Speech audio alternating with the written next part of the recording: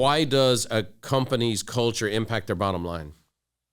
I mean, there's so many ways. I think that, from even what you just shared there, about, when you look at it from the core of it, right? I mean, as far as even retaining and, attracting top talent, how do you align an organization, right? When you look at, the daily behaviors that are going to help bring our values to life, a compelling vision of the future of where that organization's going, but I look at it from how do you, culture at its core, how does it add to the bottom line?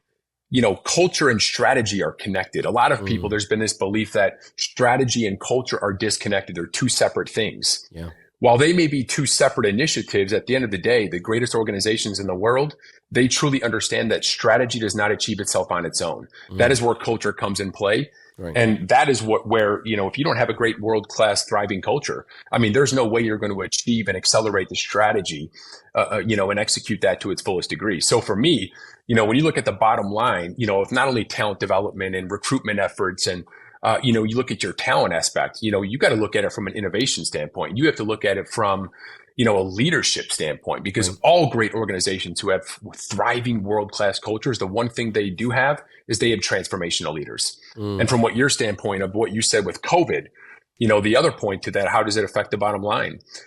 I look at it from a, connecting the purpose, the very fabric, the DNA, the heart and soul of that company to all of its people. Right. And for us, it's impact and improve the lives of people. That's our purpose. That's what we're about. When we get down into the coaching side, it's to impact and improve the lives and livelihoods of people. So that's why we exist. That's our, and at the end of the day, when we have a all hands meeting, we're sharing the stories of the people who tripled their income and saved their marriage and the transformational stories that they're part of. That it, and I have a brand that's a lot associated with me, but the truth of the matter is I'm nothing more than the nose on the airplane. And, and then the real key is to find the transformational leaders. You talk about this cultural purpose statement. I think it's so much more powerful than just a mission statement. It has so much dynamic to it. Just maybe for folks who haven't read the book yet, which obviously they're going to get, talk about the difference between this cultural purpose statement and a mission statement, because I think they're worlds apart. Yeah, so the cultural purpose statement is really an effort to define your culture. And what I mean by defining your culture, if you see 20 employees that work at the same company, 9 out of 10 times, if you ask those 20 employees, what is your culture at XYZ company, you're going to get 19 different responses.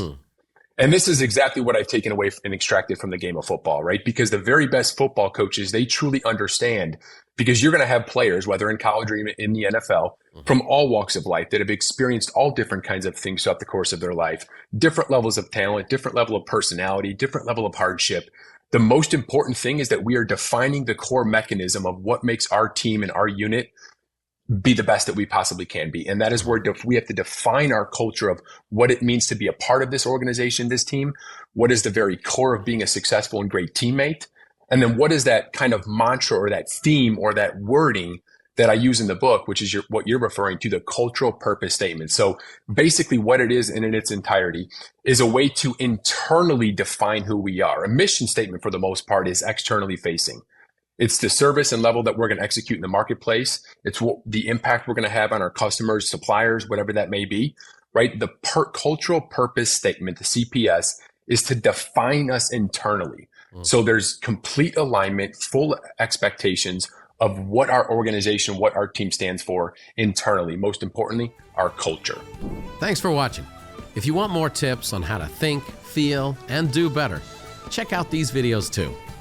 Oh, by the way, don't forget to subscribe to the channel and leave us a like if you enjoyed the content.